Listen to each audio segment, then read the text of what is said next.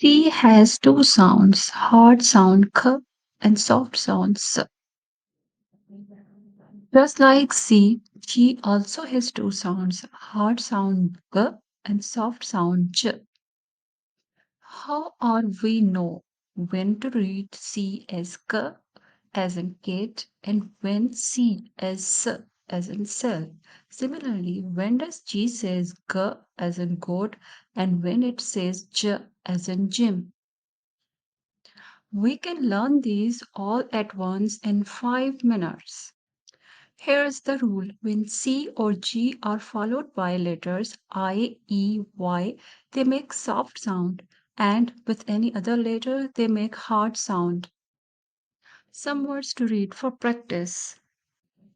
Now try this. Say each word, choose G if you hear the hard G sound, choose J if you hear the soft G sound.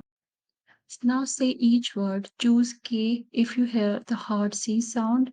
Choose S if you hear the soft C sound.